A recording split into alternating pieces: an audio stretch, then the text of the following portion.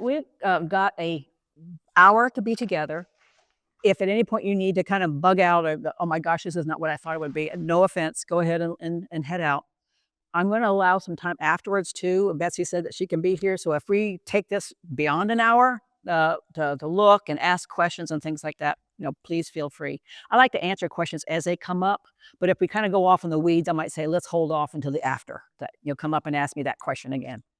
If you haven't already, the people that got here early had a chance to kind of get some of the flyers and things. This is one that I recommend you really seek out. If you are coming to the Coastal Gardening Festival over around the Baum Center in Kildare Hills, May 3rd, I'm sure they'll have extra copies of this here. This is from something called the Coastal Landscape Initiative. It's a bunch of Sea Grant, Native Plant Society, the aquariums, all kinds of folks getting together and making sure that we're encouraging anybody along the coast, plant this, not that. So there's a lot of good lists in there to refer to. You can also go online with the Coastal Landscape Initiative, and they have sort of a detailed plan that you can take it and buy the plants and create a wonderful garden right there. It's kind of nice. They can kind of go through and pick, okay, you got a sunny spot, boom. You got a shady spot, boom. You got a wet spot, boom. And so that information is in there too, and lots of good information. So I encourage you to go to the Coastal Landscape Initiative. I, though, am from the Extension Master Gardener Volunteer Association of Dare County. And like Betsy said, I've been a master gardener for almost 30 years.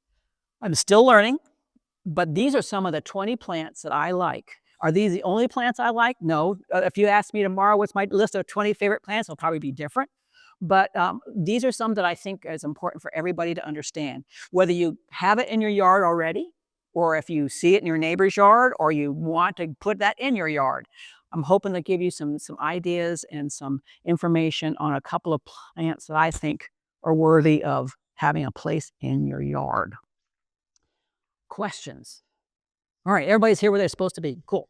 So if you haven't already gotten it, this is an outline of the plants I'm talking about, including some of the plants that are also on display back here in the back.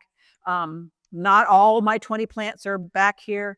There's more than 20 plants back here. So again, some of them are like, oh, wait a minute, why not include that? But it's something you can look at.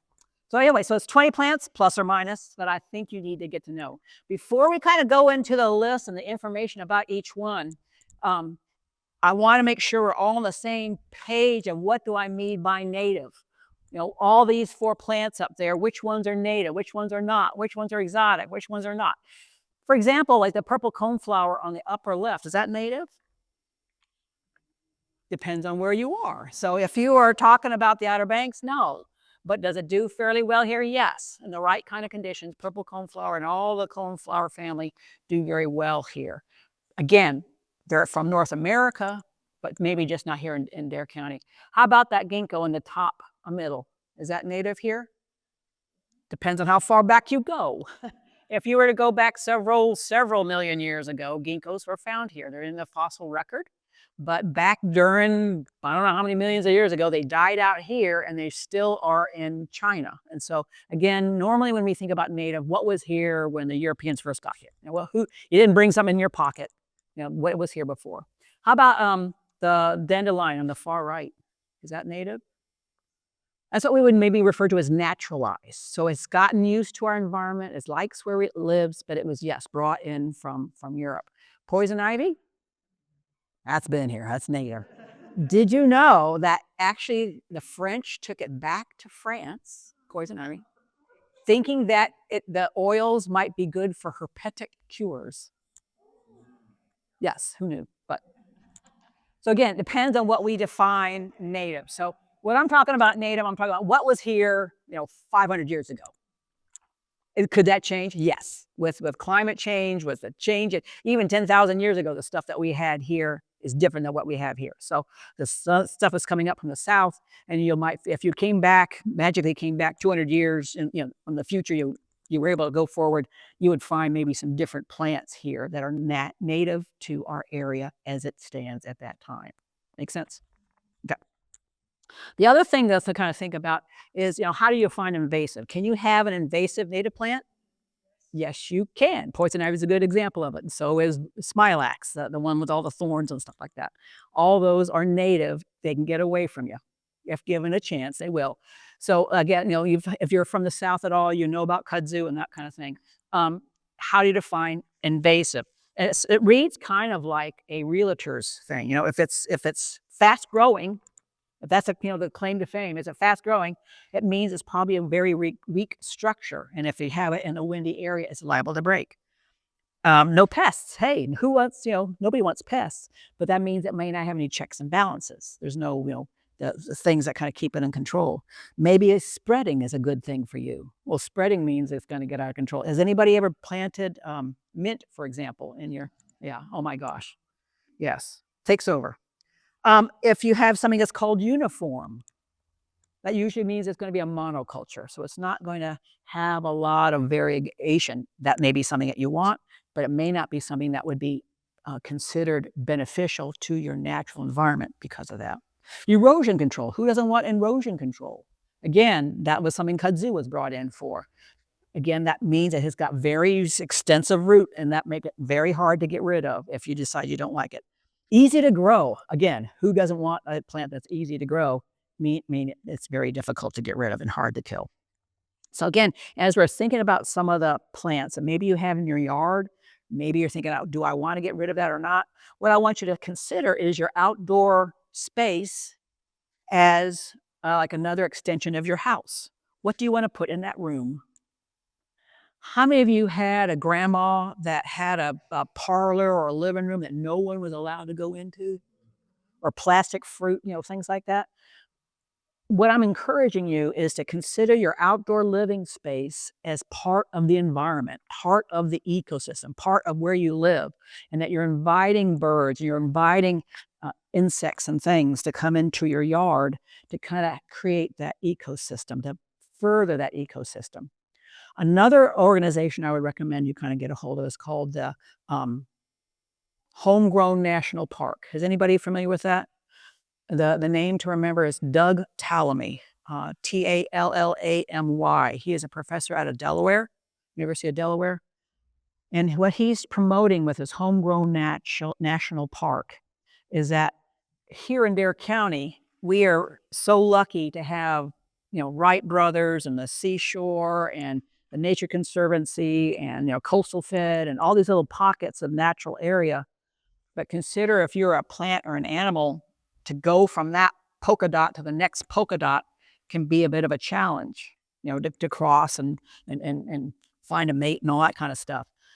If we were to promote that our little hunk of yard, our little piece of Outer Banks paradise has natives that would allow those animals, allow those plants to kind of hopscotch from one backyard to the next backyard to the next backyard, we can create that homegrown national park. If we were to do that, it would be the biggest national park in the world. All those yards that we've got here in Dare County, as well as around North America, as well as around the United States. So again, encourage that as well. So as we're going through some of these plants, as you're considering your yard and what you want to do, you might be thinking to yourself, well, I want to keep this plant. I want to bring in this plant.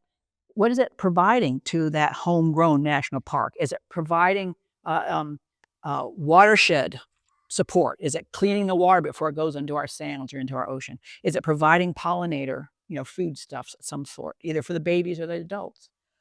Is it providing food for the birds, migrating birds? Is it providing a way for carbon to be sequestered so we can do our part for the whole climate change thing? So let's go ahead and continue with our lists. I like to kind of group things and in shapes. You might realize I'm big on metaphors and similes, all kinds of stuff. So imagine you got a layer cake. You've got the ground cover, you've got the flowers, you've got the shrubs, you've got the understory, you've got the canopy. And so we're going to kind of look at plants that kind of fill each of those layers in your layer cake. So you need a ground cover. Most of us kind of gravitate toward grass on the upper left. Maybe we think about mondo grass, a different type of plant on the far right. Or maybe we just got to have some English ivy. I'm hoping I can convince you there's better alternatives. Plant this instead, right? Oop. So let's look at some of these plants that I think you might want to consider. This one's one of my favorites. This will always be in one of my favorite lists. And what I'm going to be showing you is the Latin name. If you look at plants, you have the first name is like the last name. So for me, my name would be Paris Rana. So that last first name is the first word is the group name, the genus, we call that. The second one is what we call species, so specific. So in all the sea of Parises out there, I'm Rana Paris. So you can kind of pick it out. Why am I overloading you with Latin names? Because if you go into a garden center and say you're looking for goldenrod, you say, I would like some Liberty tea. They're going to say, Liberty tea? That was one of the names for goldenrod. But if you can say, no, I would like to have Solidago, then they'll be able to tell what it is. So it's just a way to make sure you're getting what you want to have. So this is called silkgrass, is a common name for this. What the interest is for this is fall. These yellow flowers you'll see in September and October. It provides seeds for birds, and it provides a nice under pine cover, ground cover for open woodlands. It can tolerate some sun. It likes kind of poor soil, so don't go crazy with the mulch. But this is a neat plant to consider for your landscape. But the trick with this one is, and some of these other ones are the same, you may not see this in the nursery trade. Like if you go to Walmart, you ain't going to see this. But you're all now deputized to start talking to the Kitty Hawk garden centers and the Nature's Harmonies and all the folks and say, I want this Pityopsis grandifolia. And then if enough of us do that, they'll consider that. Any questions about this one? It likes sand. Yes, it likes a little bit on the drier side. So yeah, under pines. That's an interesting thing. When you see plants for our part of the Outer Banks, if it's got a waxy leaf or it's got a hairy leaf, chances are it's going to do well in salt spray. So would I plant this right at the beach? No. Could it be kind of behind a dune ridge and a bunch of wax myrtles or something like that? I would try it and see how it did. But it should do well because it's got here's an example of that. It's got the kind of hairy leaves. That hair kind of keeps the salt spray off the tender. That when the rains come, it washes it off. So yeah, you'll have a chance if you want to come up and take a look at that a little closer. Okay. All right. Michella repens. This one's called partridge berry, or another common name is twin berry. And if you look at the picture on the left, it shows two little white flowers, and they'll be blooming about another month in the woodlands of our part of the Outer Banks. So think Kitty Hawk Woods, Nag's Head Woods, up through here in Duck. If you got any kind of woodland at all, this is a nice ground cover to consider. It's evergreen. It'll blanket a woodland, and in the summer it has a little red fruit. And yes, it is prized by bobwhite quail, which are having a hard time with us and our cats. So if you can kind of provide Michella repens, that's something to kind of consider as a neat little thing. Again, waxy leaves, would it do well with salt spray? Probably. Would you plant it at the beach? No. It's going to want kind of a richer soil. So more of like, I think, woodland soil. Okay.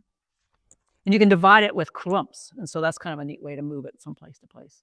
But it's kind of, when you look at the fruit, it has two belly buttons because it's like a conjoined twins, which is kind of a neat thing to look for. And this is another neat one to consider, especially if you're looking not to something you can walk on. This is purple muhly grass or pink muhly grass, also sometimes referred to as hair grass. The view of this in the fall with the light coming, like a late day fall coming through, is really kind of pretty.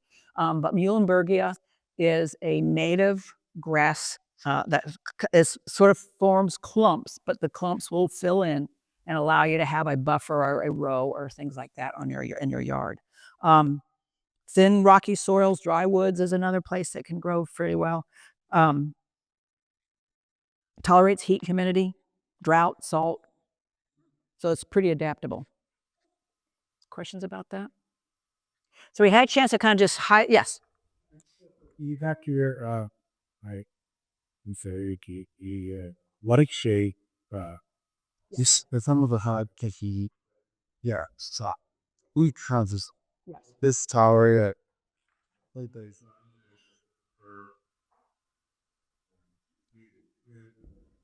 I would try it in a full sun environment. Where I've seen it look prettiest though is where it would have a pretty good chunk of sun, but not like 12 hours of sun. So that would be something that you may experiment with. Um, a lot of that sun amount is another one of those weird kind of gray area things because you could have 6 hours of morning sun and the plant would be fine. You get 6 hours of afternoon sun and the thing would fry. So it kind of depends. Okay, and maybe if you gave it 2 hours of afternoon sun, that probably would be okay. So it's this kind of thing. But if it was like straight up, I would probably make sure that the soil could stay cooler. So either have pine needles or something like that underneath it, just to kind of balance out that hot. Okay. So I gave you 3 ideas for what to do for ground cover. A couple of others that are listed on your sheet. There's a neat little woodland plant called green and gold. It's a loby little plant, evergreen, that has little yellow flowers this time of year. Virginia creeper. I know you're kind of thinking, oh, holy cow, you got to be kidding me. But this can be turned into a ground cover pretty readily. And again, very adaptable native. Mosses. There have been a lot of cases, mostly I've seen like in Raleigh, the central and probably toward the mountains more. But I think it'd be kind of cool to try like a moss area if you had, especially if you had a real shady kind of spot here in the Outer Banks, would be kind of neat. And eastern woodland sedge. This is another kind of a funny little plant that you might, doesn't get much taller than this, has these really cool kind of brownish, tannish stalks of little oats on it. And so this is kind of a neat plant again. Again, more kind of polka dotty, but this would also spread. So you have a chance to look at this one a little bit later too. All right? Yes.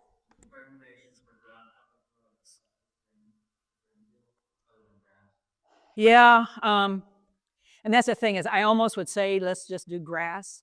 But if you wanted to try something like little blue stem would be another thing to consider. That's a native grass that's kind of used to, the trick of that is that you want to not make it a rich environment. You know what I mean? So don't till in compost and things for a lot of our native grasses would rather it be on a leaner side, more sandy side. But if you're putting like a new septic field in, I would definitely consider a little blue stem. That is another pretty plant in the fall. Yeah, the challenge with septic is that sometimes they have to be ripped out. And so I wouldn't put anything there that you wouldn't feel good about totally ripping it out. Yeah. But yeah, I appreciate your thing because yeah, it was interesting reading. They had an interview with Doug Talamay. He was saying, if you're in a neighborhood and you totally go rogue and just do everything native, it might freak out your neighbors. That having a little strip of grass that you kind of maintain could kind of make them feel a little bit better about where even going with your yard. So man, maybe a little patch of green on the septic field may not be a bad thing, but yeah, just kind of watch the fertilizer and all that kind of business. Yeah. All right. How about flowers? You got to have flowers. Who doesn't want flowers? So a lot of these have been promoted in various times and in our past. Purple loosestrife was like prized like 40 years ago as a butterfly magnet. Lantana grows like crazy in California and places like that. A Japanese honeysuckle. Let's see if we can find something that would work better than these guys. One I really like, it's always going to be on my list, is crossvine, Bignonia caprillata. This is, and if you're into hummingbirds, this is definitely should be on your list to have. If you ever kind of think about hummingbirds, when they're coming through, and a lot of times we have some of their year-round relatives or year-round natives, they have to find red flowers throughout the season if you want to have them to stay in your yard. And this is the earliest blooming. So this one is blooming about now in the next couple of weeks. A vine, it climbs trees really well, has these long tubular flowers that are built specifically for hummingbirds. But this is a cool plant to have. Evergreen leaves, and I have an example here, evergreen leaves that, like I say, persist on the plant. And you might wonder, why is it called crossvine? Well, if you get a vine big enough, maybe about as big as your finger, if you cut it, it has a little plus sign in it. So it has a little cross in it. That's why it gets its name. It doesn't choke them out, no. They have these little tendrils that kind of hang on to the bark and stuff. So it's not going to be like wisteria that girdles the plant. Yeah. So this looks fine. And it's not gonna hurt your brickwork if you have it coming up your side of your house on the brick. But definitely something to consider, especially if you're gonna want hummingbirds. The summertime kind of version of this is trumpet creeper. So again, if you want to put this in the springtime, trumpet creeper, and the summer into the fall, you kind of got your, and then the coral honeysuckle, kind of interspersed between, you kind of got your hummingbirds taken care of. So that's kind of nice to think about. Again, this notion of where in that list of 4 is helping the wildlife. So that's kind of a nice thing. Anything Asclepias, again, we have native Asclepias milkweeds in our kind of part of North Carolina. There's milkweeds that grow out west. There's milkweeds that grow in colder temperatures and some of the hotter stuff. But we've got a bunch of milkweeds that will do well, very well in here. The common milkweed is a good one. The trick with milkweed, and this is where if you're familiar with, when we're talking butterflies, if you want to promote butterflies, there are nectar plants, the ones that provide the drink for the adults, and then we have what they call host plants. This does both. So it has the flowers that provide a landing place for butterflies, but it also is the host plant for the monarch butterfly, meaning the babies will be eating this. I would recommend putting it more toward the back of not in the front of your bed, but in the back, because it will look like little sticks if the monarchs find it. But the plant will grow back, it'll be fine. So it's just something to consider. There's that relationship, that thing that we were talking about. When your grandmother lets you in the living room, you get to be part of the living room. This is a plant that has a very close relationship with monarchs. The monarchs eat the plant, gets the sap, the white sap, that incorporate in their body and makes them distasteful to other insects or other animals who want to eat them, birds and things who want to eat them. So again, there's that relationship that's going on. And it has that seed pod, that green thing you see in the right-hand side picture, that has parachutes on all the seeds. And so you'll spread it out to all your friends and family. We'll get to have some milkweed as well. All right. I'm sorry? The sap, some people do react to it. Yeah, so again, if you tend to have issues with poison ivy and things like that, just don't break it and get that white sap on you. That's a good question. I would maybe Google that and see what you have for that. I would probably say it wouldn't, I wouldn't think it would kill them, but it would probably make them go bleh, kind of stuff, and not eat it again. Yeah, that if you ever see there's a picture I've found on the internet where a blue jay was eating a monarch butterfly, and you can see this kind of look on its face. So it's like, I'm not going to eat that one again. Okay. All right. And then one of my favorite again is goldenrod, solidago, and there's a whole lot, over 100 species. Trying to keep track of which one is which can be kind of hard, but the one that we have that grows along the beach is what's called sempervirens. I don't have an example. Yes, I do, of that. This is goldenrod. And it starts off kind of as a low rosette and then grows that long stalk come summer. Again, summer, fall interest. How many of you, though, think, why is she promoting something that's going to make me sneeze? Anybody kind of thinking that in your brain? This happens to bloom at the same time as ragweed. And this is going to be somewhat of an aside, but I think it's important, kind of a fun fact to bring out in your next dinner party. You can tell if a plant is a pollen problem for people if the flower is nothing to it. It's a stalk with proof, and that's it. If a flower has color or smell, it is pollinated by an animal. It will not go up your nose and make you sneeze. And so if you see that yellow, this is pollinated by butterflies and bees and wasps and things. Ragweed, you wouldn't pin it on your mother at Mother's Day because there's nothing to it. And so that one is windblown up your nose and makes you sneeze. So this thing has gotten a bad rap. But again, if you were to feel the leaves on this, not so much when they're young and tender like this, but the sempervirens, when you have that at the beach, very hairy, very rough kind of a texture. Again, very good for beach side planting. There's goldenrods that you can have in the woods. One that's kind of on the nursery trade called fireworks. It stays kind of low and small and kind of goes all in different directions. It looks like those fireworks that kind of go out and twirl around in the air. But there's all kinds of different kinds of goldenrods to consider depending on your ecosystem. Okay. Fun fact: they used to use the sap from this to make rubber. Both Edison and Ford, kind of was looking at how can we promote this to get enough. I think it didn't produce as much rubber as they had hoped. So you don't get goldenrod tires. Those were 3 flower ideas. Again, other ones to think about: trumpet creeper, definitely. Coal honeysuckle, again, I got an example of that here. How do you tell? It's kind of tricky to tell, but the big diagnostic, if you've got the coral honeysuckle, is that it has this really weird leaf at the end of the stalk before the flower comes off. Japanese honeysuckle won't. Japanese honeysuckle will have the kind of pointy leaves, but just it kind of sometimes can be difficult to tell which one you've got. But if you have white flowers, definitely Japanese honeysuckle. Red flowers, coral honeysuckle. Yes. Yeah. And actually, that's a kind of a neat thing to bring up. And I've got a flyer here on that Homegrown National Park website. They've got container gardening, and some of the plants that they have in here. And there's a goldenrod right there, as in a pot. So if you want to take a look at that or go online and see this list.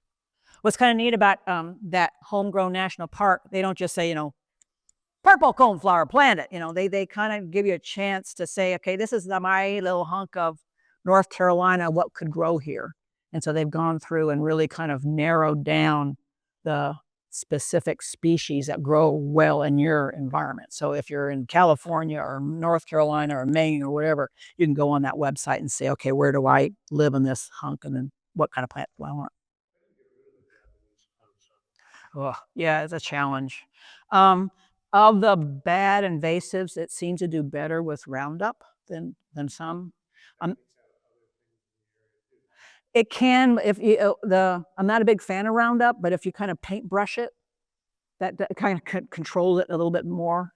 You might try cutting it and then dabbing it.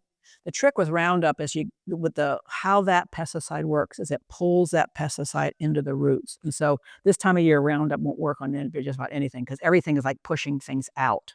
All the nutrients and sugars that it stored over winter is coming out, and so it's not bringing it in anymore. I would do it summer, fall. Yeah. Grubbing it out, keep pulling it.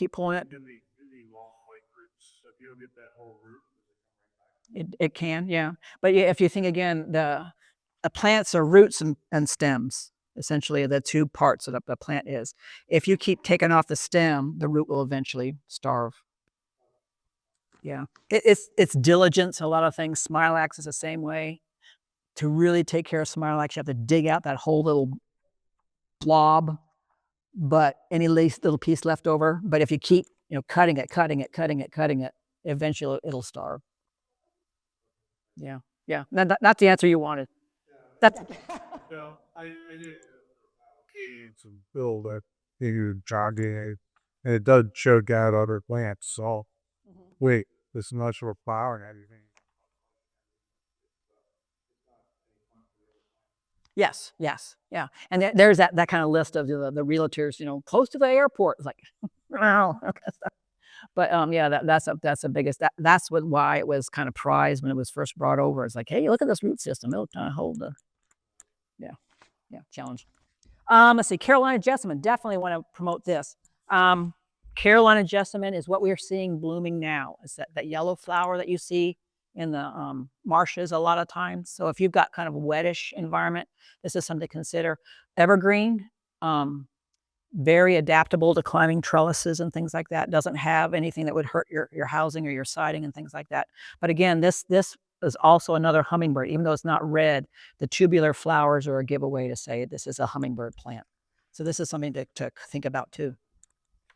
And last but not least, wild columbine. I mean, that's kind of a neat plant, another hummingbird magnet, kind of a neat plant to get. Okay. All right, so we're working our way up the layer cake. Got to have shrubs. Again, the butterfly bush in the upper left was promoted for years. It's still for sale. We're really trying to get it off the list of sale items. There are some natives out in the southwest and further south, but doesn't is a little bit invasive in our part of the world. On the upper right is Russian olive, again promoted as a way to reclaim wastelands and things like that. Got away from us. I'm sorry, then the bottom, and then multiflora rose is the upper right. There are native roses. This is not one of them. So again, understanding what you've got is kind of helpful to help you understand what you want to get rid of. So what could we do instead? Calocarpa americana, beauty berry, sometimes referred to as American mulberry. This one is a crazy plant. That fruit is that color. And then if you wait another couple of weeks to a month, those leaves will turn limey yellow. So it's really kind of a neat plant. The stems look like this. So here's a little small one, kind of a grayish, so that has some interest there too in the wintertime, kind of grayish stems. But and you can eat the fruits. So if you're concerned about, your grandkids, nibbling on something, it tastes like soap. They won't do it again. Some people, you can even make jelly out of it if you add enough sugar. Anything tastes good. But this is a neat plant to consider. This one also comes in white, and there's 140 species to choose from. So again, kind of help narrow it down to your region. Might be take a little bit of kind of footwork on your part. Yes. The last slide, the bottom one, what did you say that was? I missed that. In the middle? On the bottom was Russian olive. Yeah. The Latin name for that, I'm not good on all these things. Elaeagnus. So if you hear it sometimes referred to as Elaeagnus as the common name. Invasive, yeah. It just kind of crushes out everything else and it's kind of, if all we had on the Outer Banks was McDonald's, we wouldn't starve, but would we really be thrilled with it? No. That's the kind of thing. It does give off.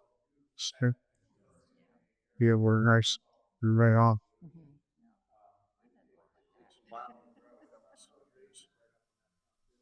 Yes, it's not. Yeah, yes, the salt will kind of keep it in check.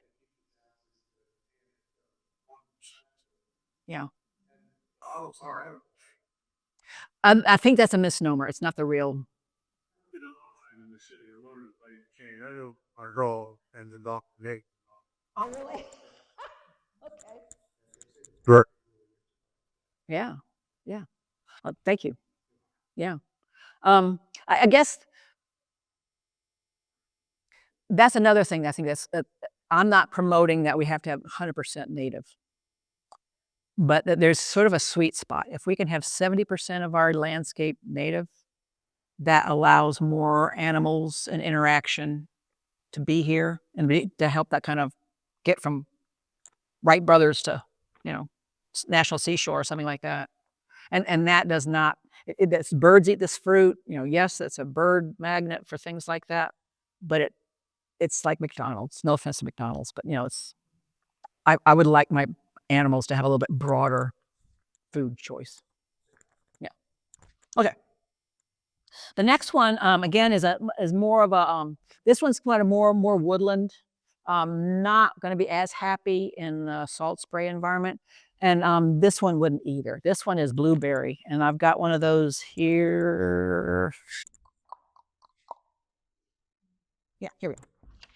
The Vaccinium group, again, another wide-ranging group of depends on anywhere from 150 to 450 species. Jeez. Because they are so prolific, and you really have to know a lot of detail to be able to tell. This is high bush blueberry. This is not the blueberry you get from Massachusetts. But the fruits are edible, and then you can see the fruits are just starting to form after being fertilized, after being pollinated. But there are a whole lot of common names. So like, again, if you walked in and said, I want some farkleberry, you may get some people looking at you kind of funny. Come in and say Vaccinium arboreum, then they'll know what you're talking about. They can take some flooding. So this would be a good one to have if you're on the sound side. You'll get more fruit with more light, but they can do well under a story, like pines and things like that. But look at that color you get in the fall. Really, really pretty. And again, very early. Mine, like these, are already fruiting, and it's only April. So, the pollinators like this shrub a lot. Okay. And another from our little list, viburnum. I don't have one yet, and boy, I'm on the list to get one. This one is what they call black haw. So viburnum prunifolium is what the specifically black haw. I gave you a handout that lists a bunch of, again, and if you look at that list of viburnum, look for that zone. We're in zone 9, so you wouldn't want one that's more of a northern species. But look at that flower head is called a cyme, the technical term, but that is just a magnet for all kinds of butterflies and bees and wasps and pollinators in general. 150 species to choose from. I've got one over here that's a Chinese variant, so you can at least get a sense of what it looks like. Again, this one has very leathery leaves, so this would probably do better in our saltier environment, maybe than black haw, but that's something to consider. If I haven't convinced you yet, Michael Durr, who's a horticulturist, once said, "A garden without a viburnum is akin to life without music or art." Doesn't that make you want to buy one now? They can get kind of big, anywhere from 2 feet to 30 feet, wide. So, if you've got little space, get a small one. If you got wide space, maybe consider a bigger one. But this is something definitely to be thinking about.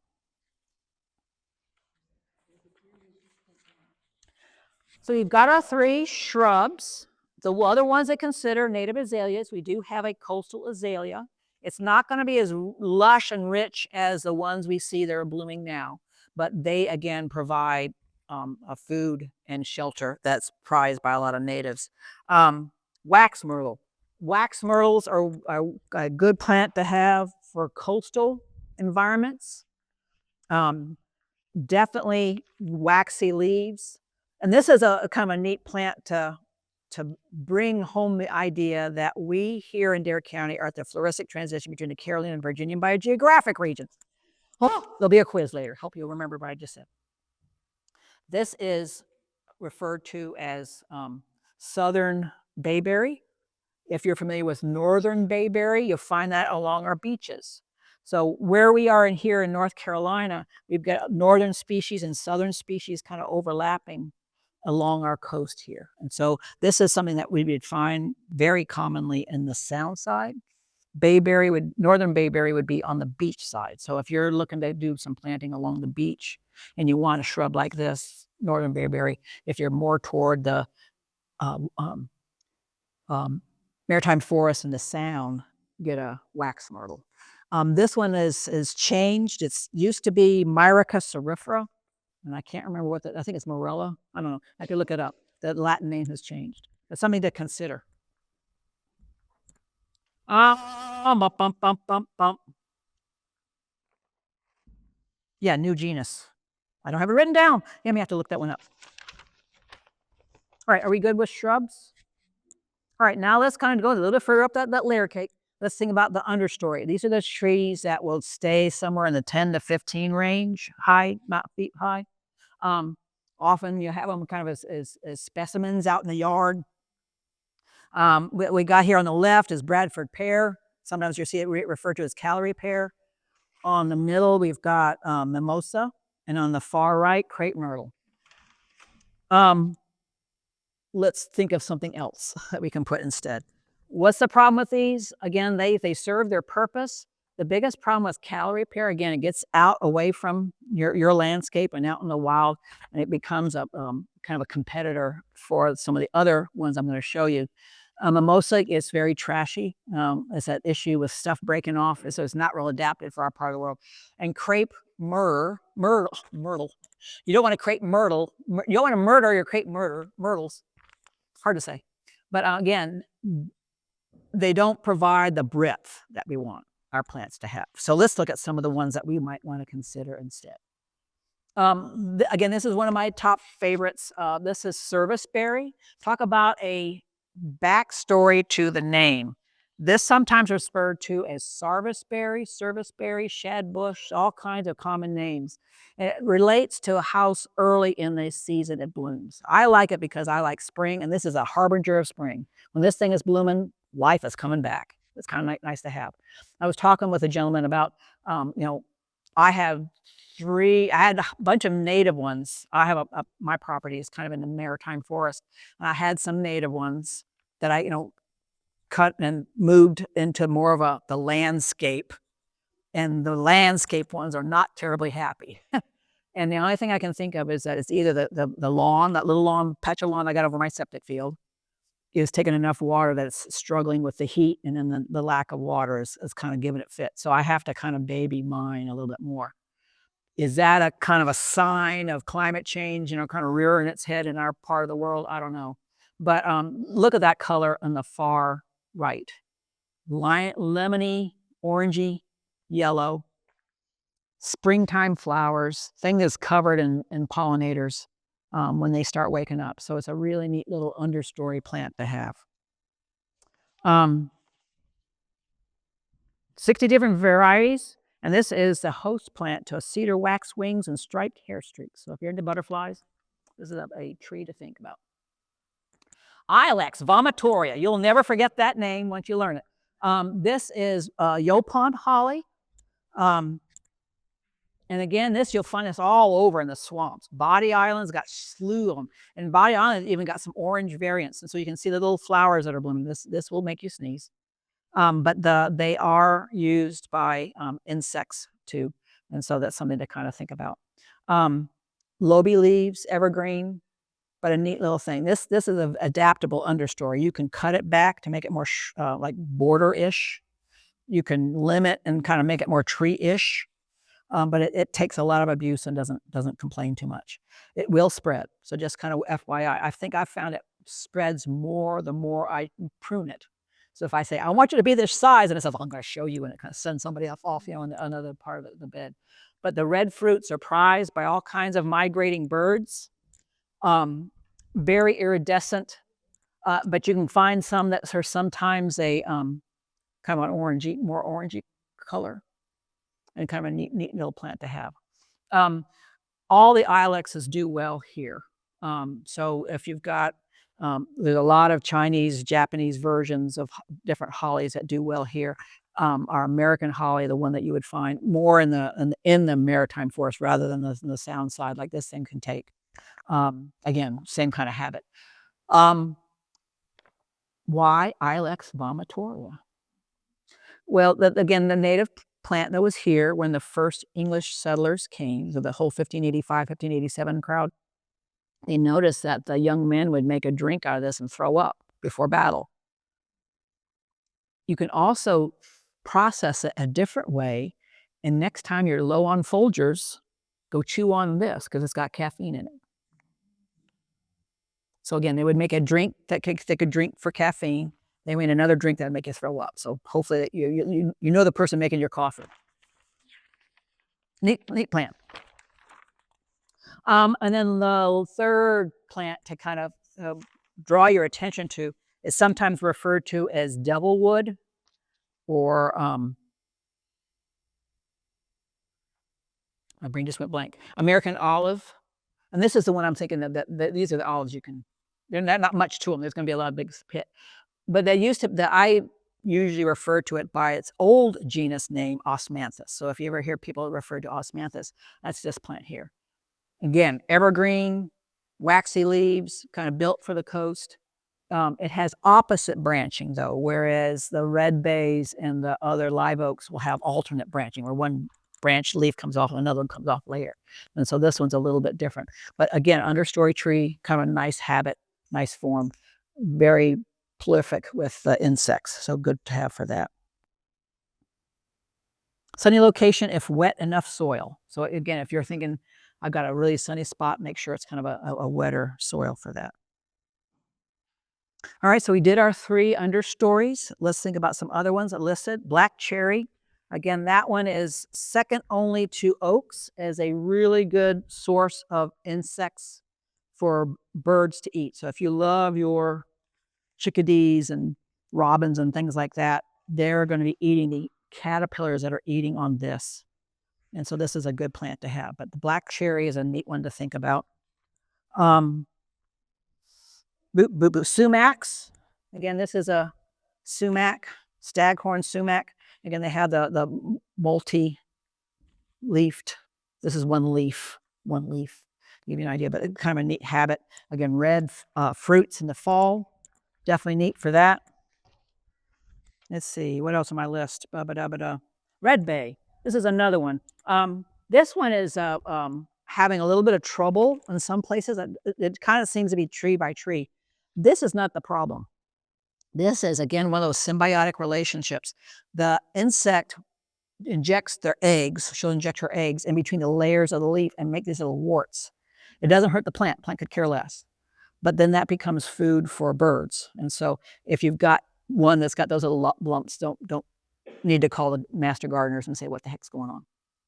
But this is, again, another leathery leaf. Has sort of like a hairy back. So this is well adapted for salt spray. Can grow in wetter environments, can grow in drier, underneath trees. It can get tall. I've got one in my yard that's a good 25 foot tall. So pretty adaptable. But it's also a host plant to the Palamedes swallowtail. So if you're interested in butterflies, that's a one to have for that. Questions?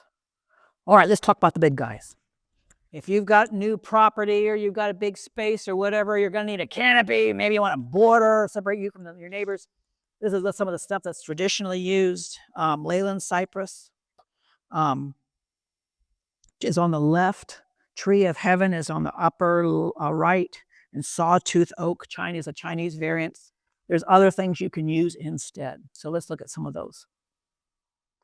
Juniperus virginiana, again, our native juniper. A really neat, sometimes referred to as red cedar. It's not a cedar, it's a juniper. But this is the one that you'll see all up and down the Highway 12 going down to Hatteras.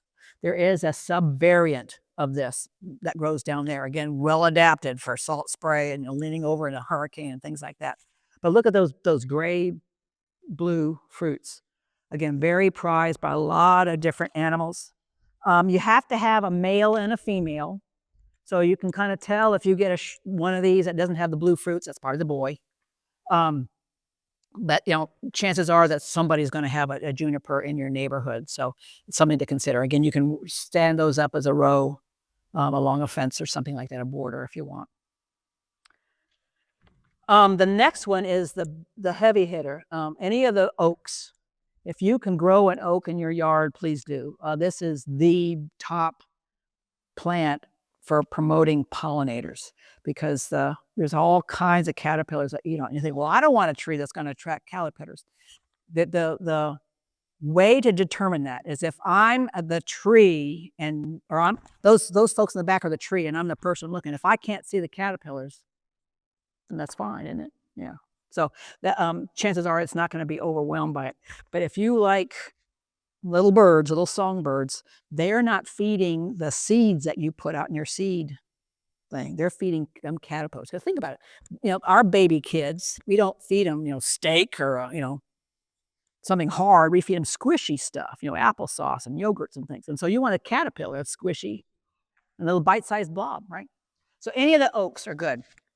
You might be thinking to yourself, well, I got a small yard. The Homegrown National Park has a list of small oaks that are like shrubby oaks. So that's another way to bring it in. But how much time have you got? So a pen oak would not be a coastal oak. That tends to be a much more inland tree. What we have around here a lot are the live oaks, which is like the one on the left. Red oak is real common, especially like along dunes, dune areas. It does well with being buried by sand. It just kind of grow a little taller. We have laurel oaks and water oaks. The problem with oaks and determining which, how many do they say? 600 species of oaks, for one. They interbreed kind of bad. So, we won't go there. But so you can tell if it's a live oak, if it's got a white underneath the leaf. If it doesn't have that and it's much more upright in its habit, it's probably a laurel oak. But can you get interbreeding? Yes. So that kind of becomes a challenge. But yeah, pin oaks tend to be, they are deciduous, true to deciduous, and they're going to be a little bit further in. They're not going to be happy here, I don't think. Yeah, but this one is.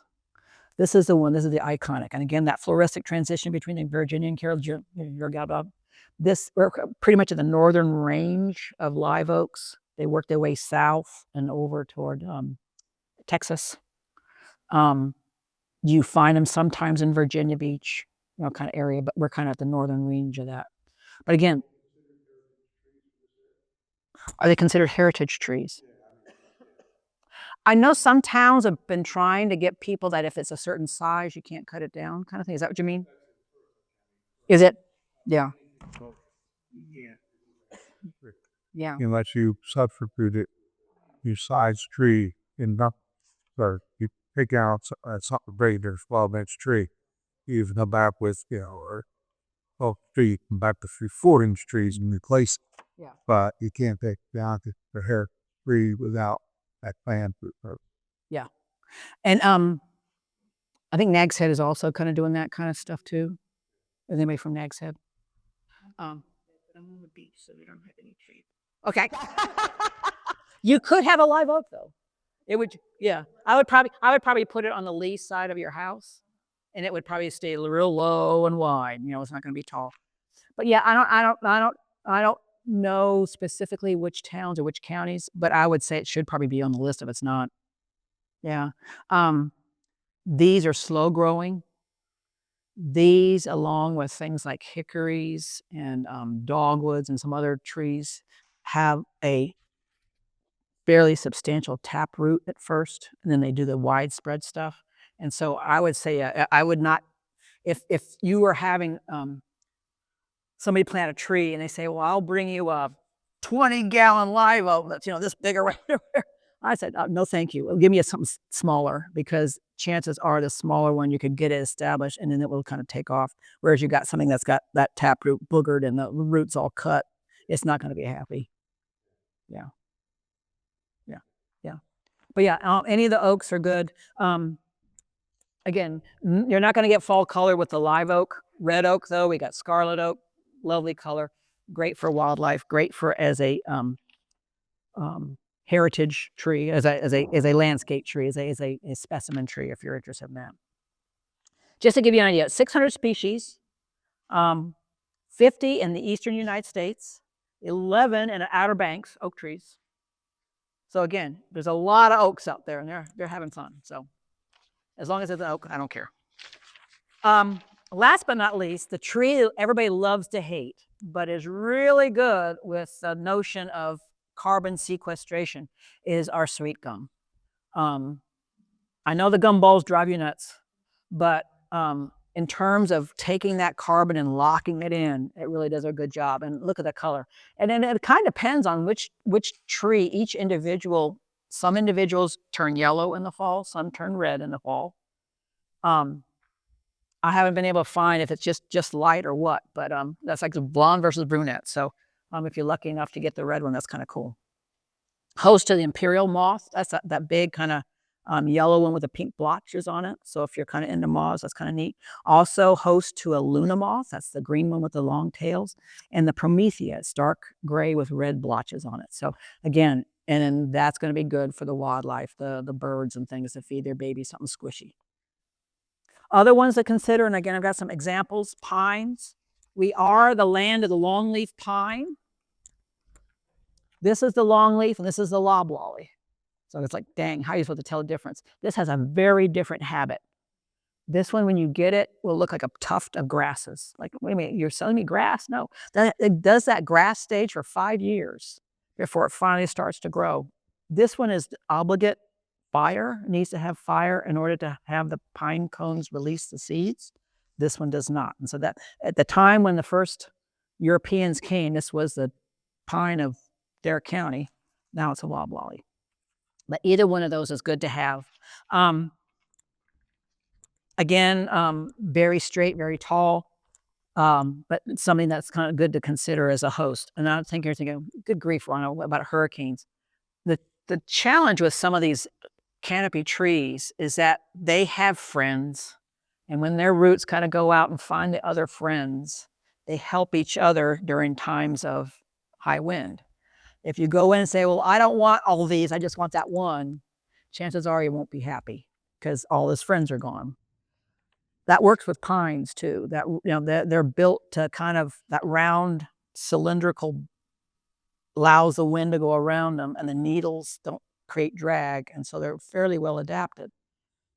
If you leave with 1 or 2 or 3 in your yard just kind of spread out, they're liable to fall over at some point. Does that make sense? Okay.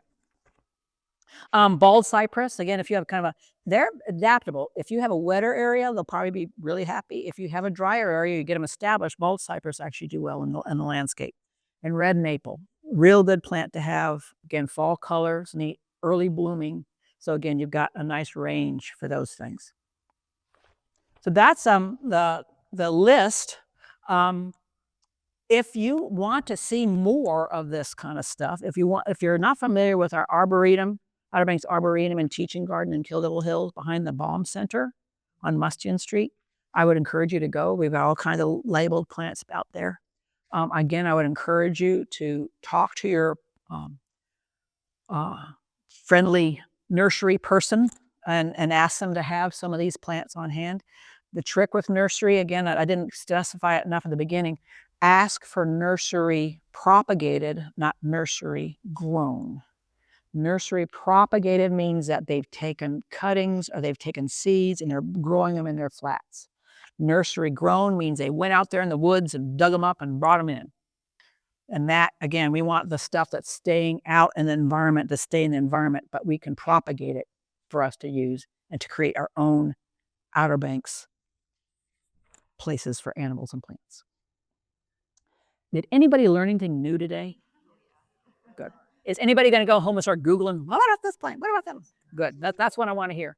I want to thank you for your time. If there are any other questions, we can certainly answer them.